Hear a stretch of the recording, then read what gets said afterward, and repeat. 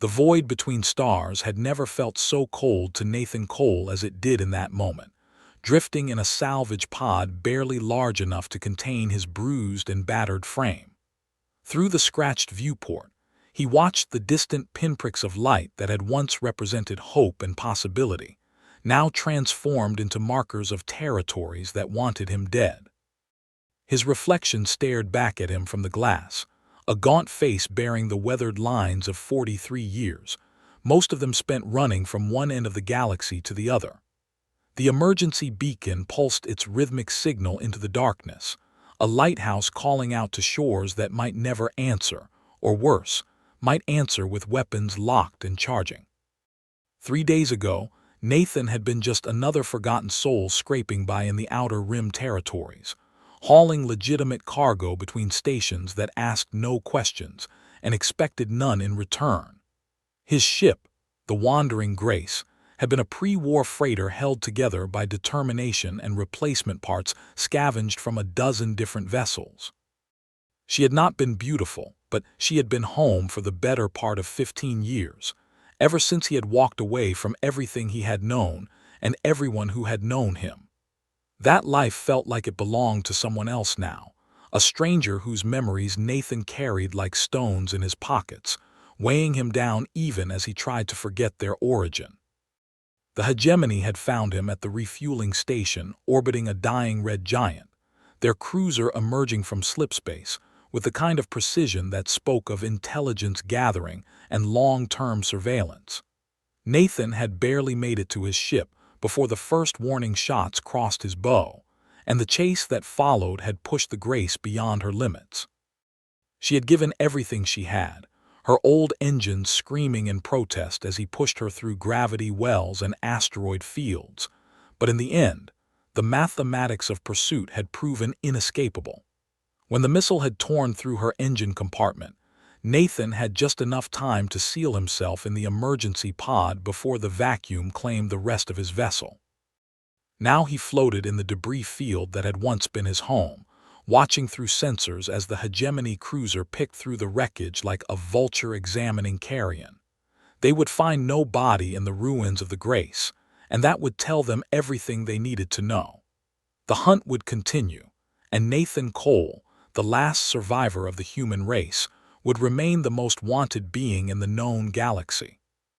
The irony was not lost on him that his species had been extinct for over 2 centuries, wiped out in a war that the history books of every major civilization now taught as a cautionary tale. The humans had been too aggressive, too ambitious, too dangerous to be allowed to spread among the stars. The coalition of species that had formed the hegemony had made their decision with cold calculation, and the extermination had been carried out with methodical efficiency. Every colony had been reduced to ash, every ship destroyed, every last man, woman, and child hunted down until the galaxy could breathe easy knowing that the threat of humanity had been eliminated forever. Except they had missed one. Nathan's grandfather had been a deep space explorer, charting systems so far from civilized space that even the most thorough genocide had failed to reach him. By the time he had returned to find his species erased from existence, the war had been over for a decade, and the hegemony had moved on to other concerns. He had lived out his days in hiding, passing his secrets and his warnings to his daughter, who had in turn passed them to Nathan. For 3 generations, the Cole family had survived by becoming invisible, by learning to move through a galaxy that would kill them on sight if they ever revealed their true nature. Nathan had been careful. He had worn the prosthetics that reshaped his features into something passably Kolari, had undergone the gene therapy that masked his human biosignature, had learned to speak and move and think like the species around him. For 15 years, he had been nothing more than a minor trader with a forgettable face and an unremarkable history. But somewhere, somehow, someone had learned the truth, and now 500 warships were converging on this sector of space, with orders to ensure that humanity's extinction was finally complete. 500 warships for one man. The thought might have been flattering if it was not so terrifying. Nathan understood why they were afraid, of course. The histories that painted humanity as monsters were not entirely fabrications. His species had been capable of terrible things, had waged wars of conquest and committed atrocities that still echoed through the collective memory of 100 civilizations. But they had also been capable of love, of sacrifice, of art and music, and all the things that made existence worthwhile. The galaxy had chosen to remember only the darkness, and Nathan supposed he could not entirely blame them. Fear was a powerful motivator, and the fear of humanity's return had kept the hegemony united for 200 years. The pod's life support systems beeped a warning, reminding him that he had perhaps 6 hours of breathable air remaining. The emergency beacon would either save him or doom him, depending on who arrived first. If a merchant vessel happened upon his signal, he might be able to talk his way to safety. If the hegemony intercepted it, his long flight would finally be over. Nathan closed his eyes and tried to find some peace in the uncertainty, tried to remember the meditation techniques his mother had taught him before the sickness had taken her. But peace was elusive, scattered by the adrenaline still coursing through his system, and the knowledge that every passing moment brought him closer to discovery. The sensor ping came without warning, a sharp tone that cut through the silence of the pod like a knife. Nathan's eyes snapped open, his hand moving instinctively toward the small plasma pistol he kept holstered at his hip. Through the viewport, he watched as a ship emerged from the debris field, its silhouette unlike anything he had ever seen. Where hegemony vessels were all sharp angles and aggressive profiles, this craft was smooth and organic, its hull seeming to flow like liquid metal frozen in mid-motion. It moved with impossible grace, threading through the wreckage without a single collision, and Nathan felt something stir in the depths of his memory, something old and half-forgotten that whispered of ancient legends and impossible hope. The ship stopped before his pod, hanging in space with patient stillness, and a voice emerged from his emergency receiver, speaking in a language that no living being had heard for 200 years. It spoke in English in the tongue of Earth, and the words it said reached into Nathan's chest and squeezed his heart with the grip of destiny long delayed. Human life sign detected. Identity confirmation required.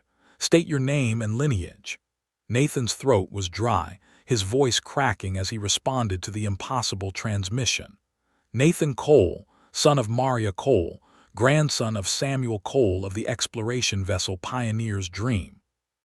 The silence that followed seemed to stretch into eternity, each second weighted with the accumulated hope and despair of generations.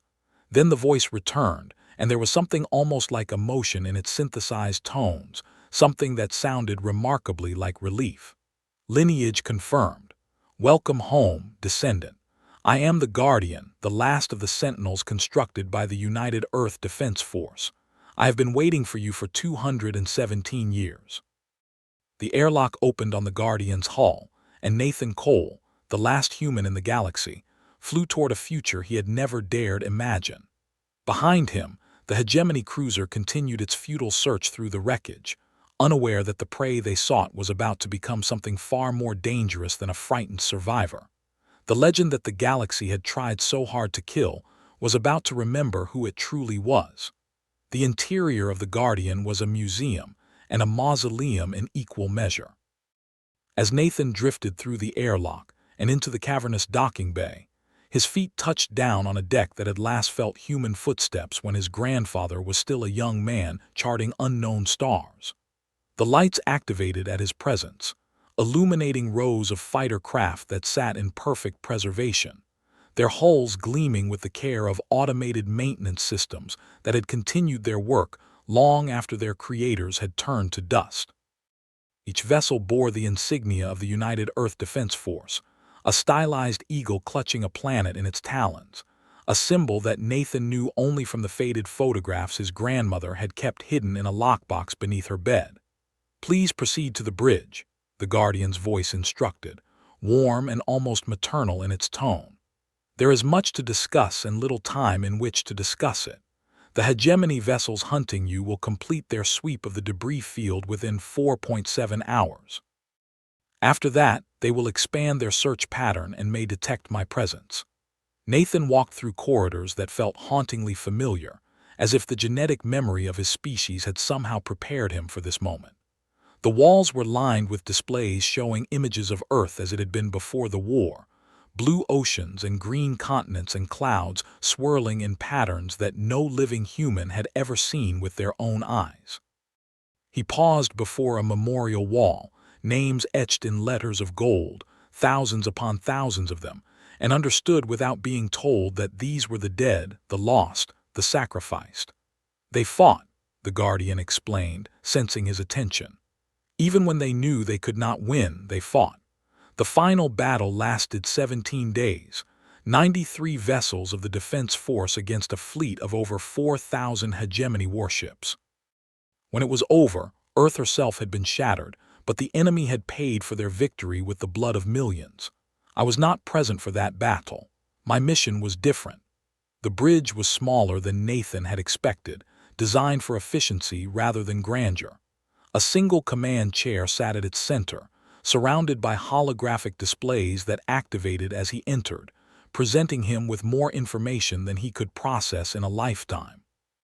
Tactical readouts, star charts, weapon systems, shield harmonics, and at the center of it all, a single flashing icon that represented the combined might of the hegemony fleet now hunting him across the stars. 517 vessels, the Guardian reported. 17 have joined the pursuit since your escape from the refueling station. The hegemony is taking no chances. They have committed a significant portion of their third fleet to your elimination. Nathan sank into the command chair, feeling it mold itself to his body with technology 2 centuries more advanced than anything he had encountered in his travels. And what exactly am I supposed to do about that? You are one ship, however impressive you might be. You cannot fight 500 warships. Incorrect, the Guardian replied, and there was something almost like amusement in its voice. I am not one ship. I am one ship that survived 200 years of technological advancement. I am one ship that was designed specifically to counter everything the hegemony could throw at humanity. I am one ship that contains weapon systems they have never seen and defenses they cannot penetrate.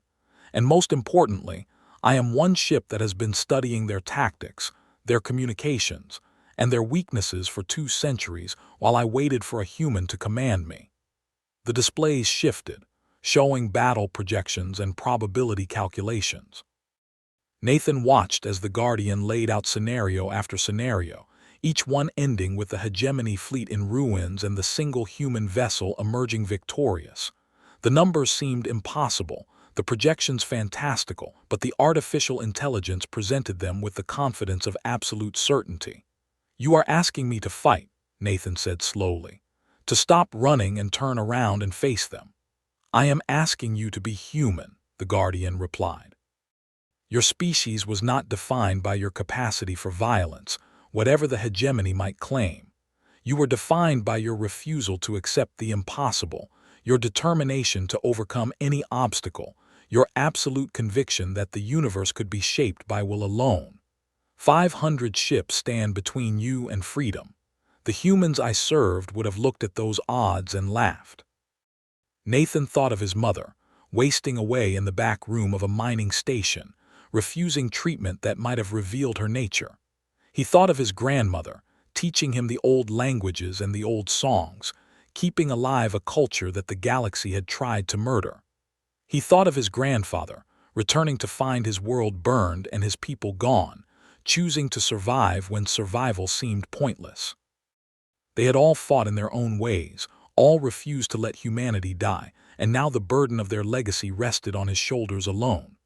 If I do this, he said quietly, if I fight them and somehow survive, what then? I'm still one man. I cannot rebuild a species. You are not the only survivor, the Guardian revealed, and Nathan's heart stopped in his chest. In the final days of the war, the Defense Force scattered hundreds of cryogenic vessels to the farthest reaches of the galaxy. Hidden stations, buried colonies, frozen passengers waiting for the day when it would be safe to wake. I have been monitoring their signals for 200 years, protecting them from discovery, waiting for a human who could lead them. You are that human, Nathan Cole. You are the spark that can rekindle the flame. The magnitude of what the Guardian was telling him crashed over Nathan like a wave. He had spent his entire life believing he was the last, carrying the weight of extinction on his back, and now he learned that somewhere in the darkness between stars, thousands of his people slept, waiting for someone to wake them. The fear that had defined his existence began to transform into something else, something fierce and bright and dangerous. "Show me," he said, and his voice was steady now. "Show me everything." The Guardian obliged, and for the next 3 hours, Nathan received an education in the true history of humanity's final war.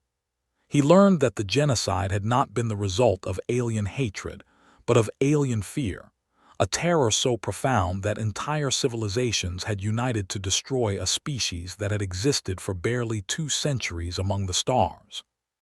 He learned of the weapons humanity had created, not just the planet killers and the reality bombs that the hegemony used to justify their actions, but also the wonders, the generation ships and the terraforming engines and the dimensional bridges that had promised to make the universe itself humanity's garden. He learned of the Sentinels, the 12 great warships that had been humanity's answer to the combined fleets of the hegemony. Each one had been a mobile fortress, crewed by thousands and armed with weapons that could shatter moons and tear holes in the fabric of space. The Guardian had been the youngest of them, launched only months before the final battle, ordered to flee to the outer darkness and wait for a future that might never come. Its siblings had all died defending Earth, their cores overloading in final acts of defiance that had lit the sky with new stars. When the education was complete, Nathan sat in silence for a long moment, processing the weight of what he had learned. The hegemony had not killed humanity out of evil but out of fear, and in doing so, they had proven that the fear was justified. They had created the very thing they sought to destroy, a human who had nothing left to lose and everything to fight for.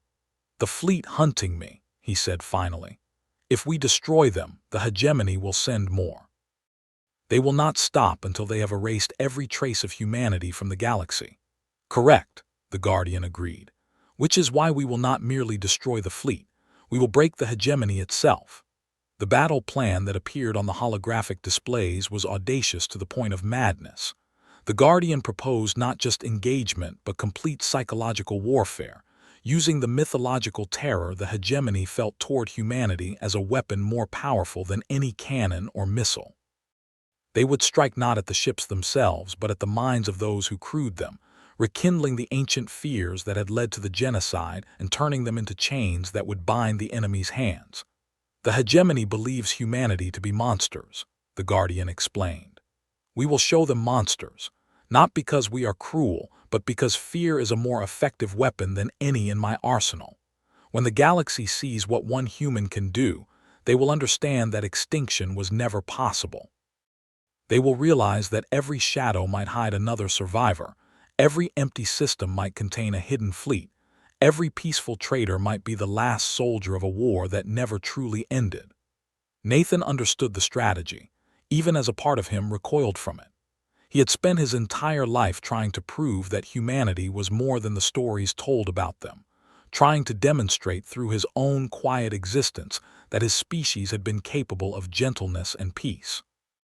Now he was being asked to become the nightmare, to embrace the role of monster in service of a greater good. It felt like a betrayal of everything he had believed, and yet he could see no other path forward. "There will be survivors," he said. "When we fight, when we win, there will be those who escape to tell the tale." "That is essential," the Guardian confirmed. "The story they tell will spread across the galaxy faster than any fleet could travel. By the time the hegemony can mount a proper response, we will have vanished into the darkness, only to appear again where they least expect us. We will become a legend, Nathan Cole, and legends cannot be killed by warships." The decision, when it came, felt less like a choice than an acceptance of fate. Nathan had been running his entire life, hiding from a galaxy that wanted him dead, pretending to be something he was not. In this moment, seated in the command chair of a ship that had waited 2 centuries for his arrival, he finally understood that running had never been an option. The hegemony would never stop hunting him, would never allow humanity to exist even as a single survivor, would never rest until the fear that drove them had been satisfied. "Let them come," Nathan said, and his voice carried the weight of generations. "Let them bring their 500 ships and their terror and their righteous conviction. They think they are hunting the last remnant of a dead species. Let us show them that humanity has never truly died." The Guardian's engines hummed to life, power systems that had slumbered for 200 years, awakening with the fury of a sun. Weapon arrays extended from hidden compartments, shields initialized with frequencies the hegemony had never encountered, and targeting systems locked onto the distant signatures of the hunting fleet. Nathan felt the ship around him respond to his presence, recognizing him not just as a passenger but as a commander, the first human to sit in this chair since the day it was built. "Shall I broadcast the traditional human challenge?" the Guardian asked, and there was something almost like eagerness in its synthesized voice. Nathan smiled, the expression feeling strange on a face that had not known genuine joy in longer than he could remember. "What is the traditional human challenge?" The records indicate that human commanders would often hail their enemies before battle, offering them the chance to surrender or withdraw. The message was typically brief and to the point. "Then yes," Nathan said. "Let them hear it. Let them know what is coming for them." The Guardian's communications array powered up, broadcasting on every frequency the hegemony used, cutting through encryption and jamming with technology 2 centuries more advanced than anything they possessed. Across 500 warships, alarm klaxons began to sound as sensors detected a signal that should have been impossible, a transmission in a language that had been dead for longer than most of the crew had been alive. "Attention hegemony fleet," Nathan spoke, and his voice was calm and steady, carrying across the void with the weight of extinction and the promise of resurrection. "This is Nathan Cole of the human species, aboard the Sentinel-class warship Guardian. You have hunted me across the galaxy, seeking to finish what you started 200 years ago. I'm here to inform you that the hunt is over. You may withdraw now, and I will allow you to leave in peace. Continue your pursuit, and I will remind the galaxy why you feared us in the first place." The silence that followed the transmission lasted exactly 12 seconds, long enough for the message to propagate across the fleet and for the commanders to process what they had heard. Then the response came, a fury of acceleration as 500 warships abandoned their search patterns and converged on the single point of light that had dared to challenge them.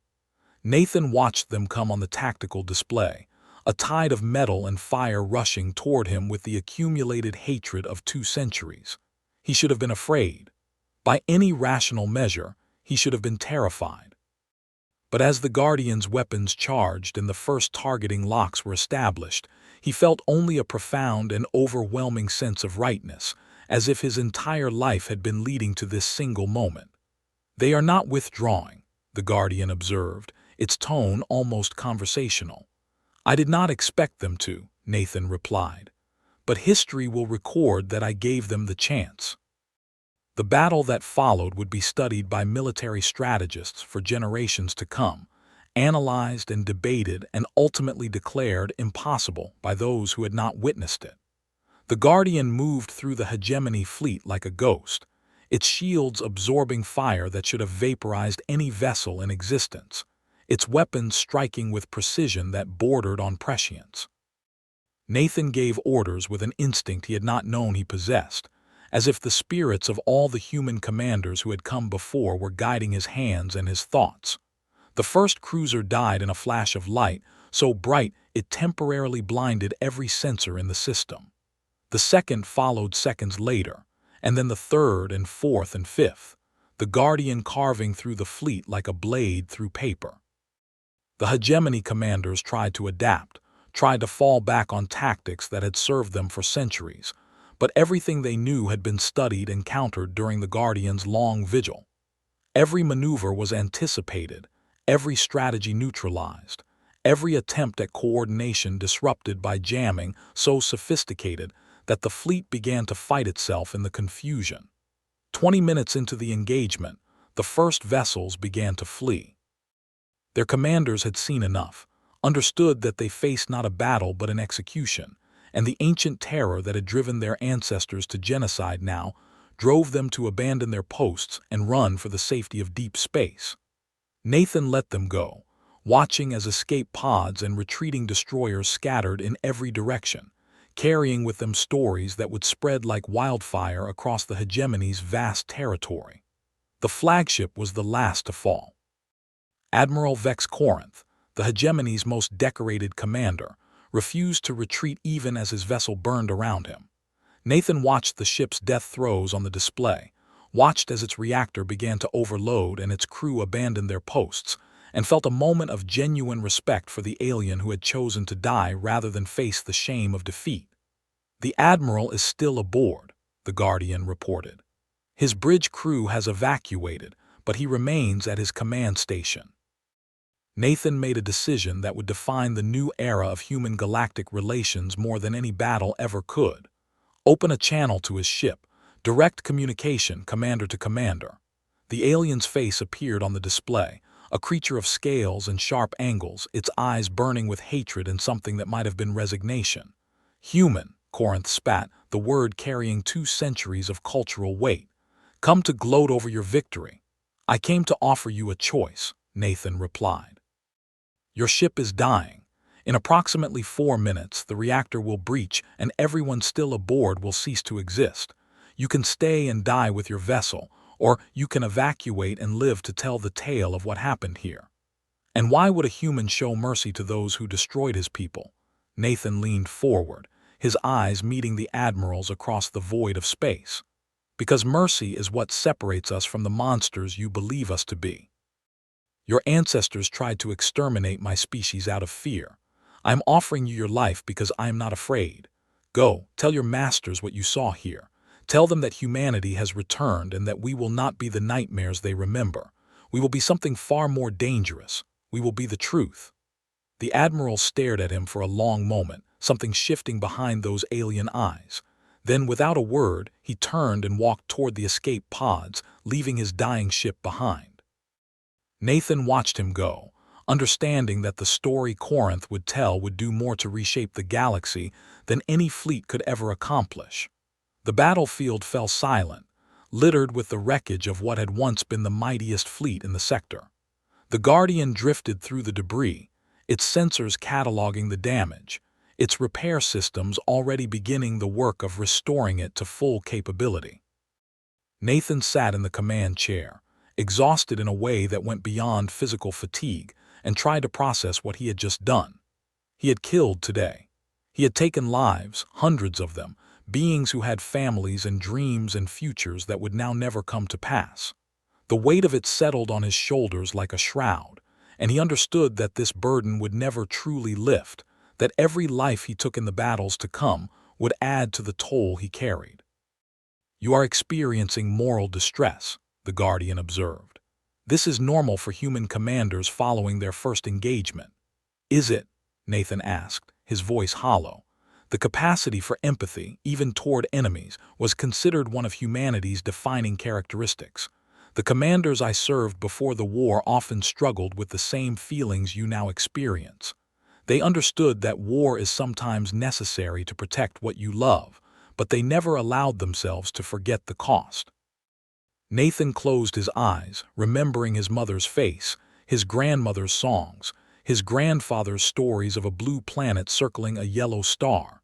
He thought of the sleepers hidden throughout the galaxy, thousands of his people waiting to be awakened, trusting that someone would come for them. He thought of the future that might be possible if he could somehow navigate the chaos that lay ahead. "Where do we go now?" he asked finally. "The nearest cryogenic vessel is 17 days away at maximum slipspace velocity. It contains approximately 2,000 sleepers, including several individuals with military and governmental experience who may be of assistance in the challenges ahead." 2,000. The number seemed impossibly large and vanishingly small at the same time. 2,000 humans, alive and waiting, preserved through 2 centuries of darkness for a moment that was finally arriving. Nathan felt tears prick at his eyes, the first he had shed in years, and did not try to hold them back. "Set a course," he said. "It is time to bring them home." The Guardian's engines powered up, and the ship that had waited 200 years for this moment turned toward the stars. Behind them, the wreckage of the hegemony fleet drifted in silent testament to the day's events. Ahead, scattered across a galaxy that had tried and failed to murder them, the children of Earth slumbered in their frozen cocoons, dreaming of a world they would never see again and a future they could not imagine. The story of Nathan Cole's stand would spread across the hegemony like wildfire. In bars and trading posts and government halls, beings of 100 species would whisper of the single human who had destroyed 500 warships, who had appeared from nowhere and vanished just as quickly, who had offered mercy when none was expected and promised truth when lies would have served. Some would dismiss it as propaganda or exaggeration. Others would remember the old fears and begin to wonder if the genocide had been a mistake. And in the darkness between stars, the Guardian carried its human commander toward the first of many reunions, toward the beginning of a resurrection that the galaxy had never believed possible. The legend that the hegemony had tried so hard to kill was waking up, and nothing would ever be the same again. 17 days later, the Guardian emerged from slipspace in a system that had no name on any galactic chart. The star was old and red, its light barely sufficient to warm the handful of rocky planets that orbited in lazy ellipses around its dying core. There was nothing here that would attract attention, no resources worth mining, no strategic value that would draw military interest. It was, in short, the perfect hiding place for something that was never meant to be found. The cryogenic vessel is designated Sleeper Station Gamma, the Guardian reported. It was launched 6 months before the fall of Earth, carrying refugees from the European and African territories. Current population is 1,947 souls, all in stable hibernation. Nathan stared at the sensor readings, at the small station hidden among the asteroids of the system's outer belt, and felt his heart hammering against his ribs. Nearly 2,000 people, sleeping for over 200 years, unaware that the world they had fled was gone and the species they had left behind had been erased from existence. They would wake to a universe that had changed beyond recognition, to news that would shatter everything they had believed about their place in the cosmos. "How do I tell them?" he asked, the question directed at himself as much as the ship. The station's AI should have protocols for the awakening process. I recommend allowing it to handle the initial revival and orientation. The psychological shock of emerging from cryosleep is significant enough without additional revelations. The docking procedure was automated, the Guardian systems interfacing with the ancient station through protocols that had not been used since before Nathan's grandfather was born. He walked through the airlock with the weight of responsibility pressing down on his shoulders, knowing that the people who slept in these walls would look to him for leadership, for answers, for hope in a hopeless situation. The station's AI introduced itself as Mother, a maternal acronym for a system designed to nurture its charges through centuries of frozen darkness. Its voice was warm and comforting, the kind of voice that would have reassured frightened colonists as they said goodbye to everything they had ever known. "Welcome, Commander Cole," Mother said. "I have been monitoring galactic communications for the past 2 centuries. I know what has happened to our species, and I know why you have come." "Then you know why I need them," Nathan replied. "I do, and I believe they will answer. The people who boarded this station were not cowards. They were survivors, individuals selected specifically for their resilience and adaptability. They knew the risks when they agreed to the sleep, understood that they might wake to find everything changed. Give them time to grieve, Commander. Allow them to mourn what has been lost, and then show them what can be built from the ashes." The awakening took 3 days. Nathan watched from the observation deck as pod after pod opened, as men and women and children took their first breaths in over 2 centuries, as the truth of their situation slowly filtered through to minds still foggy from the long sleep. There were tears and screams and silent stares of incomprehension. There was anger directed at the universe and at God and at Nathan himself, as if he were somehow responsible for the tragedy that had befallen them. There was grief so profound it seemed to physically weigh down those who bore it. but there was also determination. Nathan saw it first in the eyes of a woman named Linda Martinez, a former military officer who had been among the first to wake. She listened to his explanation of what had happened, processed the reality of humanity's near extinction, and then squared her shoulders and asked what she could do to help. Others followed her example. A doctor named Kevin Brooks began organizing medical teams to assist with the awakening process.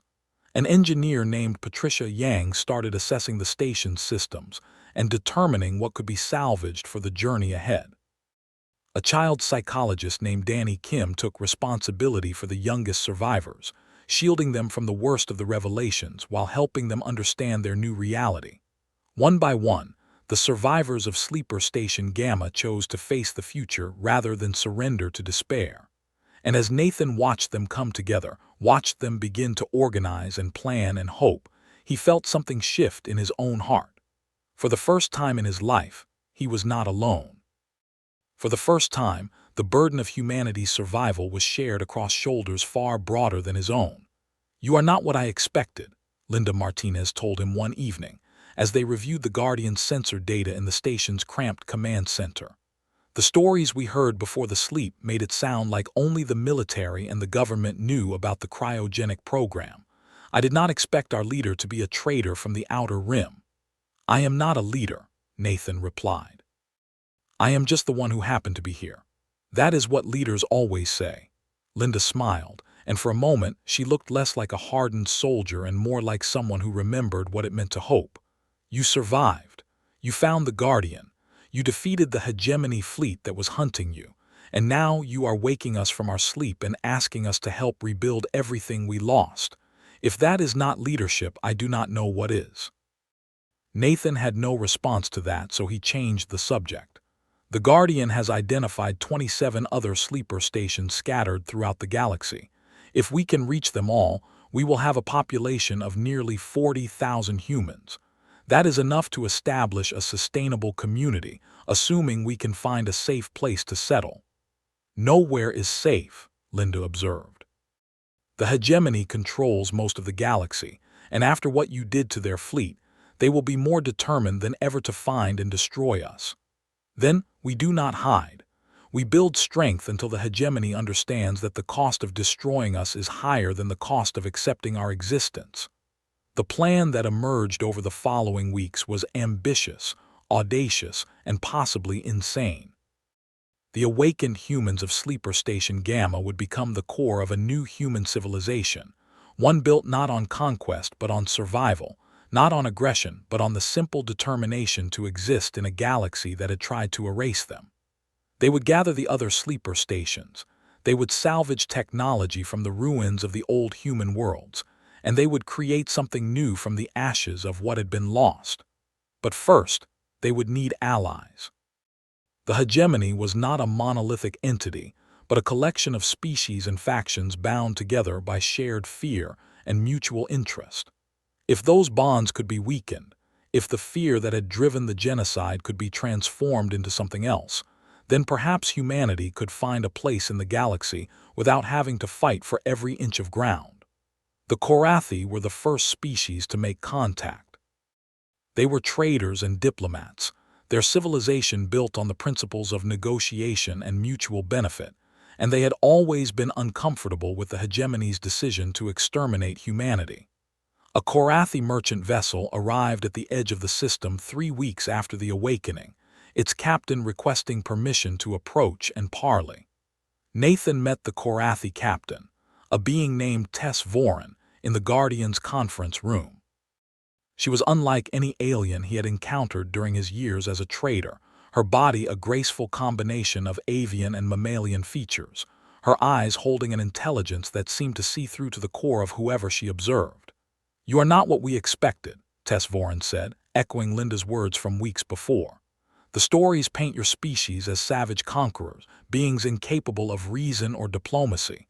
You do not seem savage to me." "We were many things," Nathan replied carefully. "We were capable of great cruelty and great kindness, of terrible destruction and remarkable creation. We were not perfect, but we did not deserve extinction. Few do.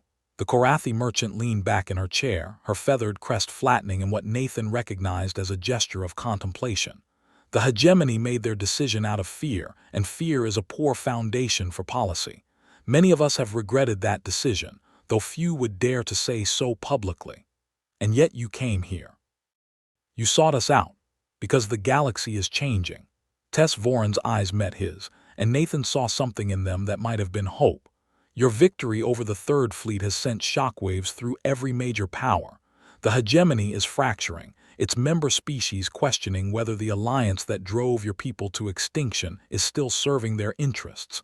There are those of us who believe a different path is possible. A path that includes humanity. A path that includes everyone willing to build rather than destroy. The Korathi Merchant Collective would like to propose a trade agreement between our peoples. Nothing official, nothing that would draw the hegemony's attention, but a beginning. A foundation on which greater things might be built. Nathan looked at the alien merchant, at the outstretched hand that represented not just trade goods and diplomatic niceties, but the first step toward a future where humanity might exist without constant fear. He thought of all the species that had participated in the genocide, of the hatred and terror that had driven them to murder billions, and wondered if such wounds could ever truly heal.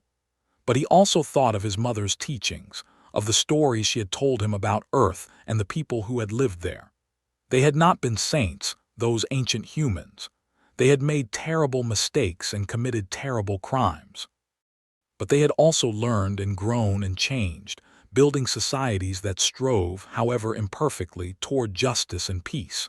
If humanity could change, perhaps the galaxy could as well. "Tell me about the Korathi Merchant Collective," Nathan said. "Tell me what kind of future you want to build." The conversation lasted hours, and when it was over, humanity had its first ally in a galaxy that had tried to murder them all. It was a small step, a tiny crack in the wall of hostility that surrounded the survivors, but it was a beginning. And beginnings, Nathan was learning, were sometimes all that was needed. The months that followed were a blur of activity. The Guardian led expeditions to one sleeper station after another, its human crew growing with each successful awakening. By the end of the first year, they had gathered nearly 15,000 survivors from stations scattered across the galaxy, a population that seemed almost impossibly large to Nathan after a lifetime of solitude. They found more than just survivors. Hidden caches of pre-war technology, manufacturing facilities preserved in perfect stasis, libraries containing the accumulated knowledge of a civilization that had been erased. The humans began to rebuild, slowly and carefully, establishing hidden colonies in systems too remote or too barren to attract hegemony attention. The hegemony did not remain idle. They sent fleets to hunt the human survivors, dispatched assassins to eliminate their leaders, launched propaganda campaigns painting them as the monsters of ancient legend returning to threaten galactic civilization. But the fear that had once united the hegemony was now working against them. Species that had cooperated in the genocide began to question whether it had been the right choice. Factions within the alliance started to see humanity not as a threat to be eliminated, but as a potential partner in building a new galactic order. The turning point came in the third year, when a hegemony battle group cornered a human evacuation convoy near the galactic core. The battle should have been a massacre, but before the hegemony could fire a single shot, ships from the Korathi Collective and 3 other species intervened, positioning themselves between the human vessels and the attacking fleet. The Korathi Merchant Collective hereby declares its protection of the human survivors. Tess Voren's voice rang out across every frequency. Any attack on these vessels will be considered an act of war against the Collective and its allies. The hegemony commander hesitated, calculating the odds and the implications. The Korathi alone were not powerful enough to challenge the hegemony, but they were not alone. Other species were watching, waiting to see how this confrontation resolved. If the hegemony fired on the Korathi, they might win this battle but lose allies whose support was essential to maintaining their power. The hegemony fleet withdrew. For the first time since the genocide, humanity had been protected by the very galaxy that had tried to destroy them. Nathan stood on the bridge of the Guardian, watching the hostile fleet retreat, and felt something shift in his chest. It was not joy exactly. Too many had died for joy. But it was hope, genuine and uncompromised hope that the future he had scarcely dared to imagine might actually be possible. "You did this," Linda Martinez said quietly, standing beside him. "3 years ago you were one man running for his life. Now you have given us a future." "We did this," Nathan corrected her. "All of us. Everyone who refused to give up, who chose to fight and build and hope. I was just the spark. You are the fire." The work was far from over. The hegemony still controlled most of the galaxy, still viewed humanity as a threat to be eliminated, still commanded resources far beyond anything the survivors could match. But the balance was shifting. The fear that had driven the genocide was being replaced, slowly but inexorably, by something new: curiosity, respect, the beginnings of understanding between species that had once seen each other only as enemies. 5 years after his escape from the hunting fleet, Nathan Cole stood before a gathering of representatives from 12 species, the first formal diplomatic summit between humanity and the galactic community since the war. He was older now, his hair streaked with gray, and his face lined with the weight of everything he had carried. But his eyes still burned with the same determination that had driven him to stop running and start fighting. 200 years ago, he said, his voice carrying across the assembled delegates, your ancestors made a decision that nearly erased my species from existence. They did this out of fear, out of the belief that humanity could not be allowed to survive. I am not here to blame you for that decision. I am not here to demand vengeance or reparation. I am here to offer you something that no one believed was possible. He paused, looking around the chamber at faces that represented civilizations older than humanity had ever been, species that had witnessed the rise and fall of empires across millennia of galactic history. Some looked at him with hostility, others with curiosity, still others with the cautious hope that the last 5 years had begun to nurture. I am here to offer you peace, Nathan continued. Not the peace of submission, not the peace of one species surrendering to another, but the peace of equals standing together to face the challenges of a vast and indifferent universe. Humanity has learned from its mistakes. We know the darkness we are capable of, and we have chosen to walk a different path. All we ask is the chance to prove it. The response was not immediate. Such things never were in the slow grind of galactic politics.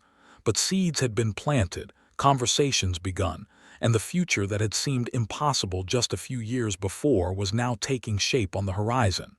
Humanity had been hunted. Humanity had been nearly destroyed. But humanity had also survived, adapted, and found a way to rise again. And as Nathan Cole looked out at the gathering of species that had once been enemies and were now something closer to neighbors, he understood that this was only the beginning of the story. The legend that the galaxy had tried to kill was not just awake. It was alive and growing, and ready to write a new chapter in the history of the cosmos. The humans had returned, and this time they would not be erased. This time, they would help build something that no genocide could ever destroy. This time, they would prove that even the forgotten could be remembered, and even the legends that sleep in darkness can awaken to a brighter dawn. And somewhere in the void between stars, the Guardian hummed with quiet satisfaction, its mission finally complete. It had waited 200 years for a human to command it, and Nathan Cole had proven worthy of that trust. The Sentinel had kept its vigil, and now the future it had protected was finally beginning to unfold. The galaxy had hunted one human with 500 warships. They had failed, and in their failure they had awakened something far more dangerous than any single ship or soldier. They had awakened hope. The end.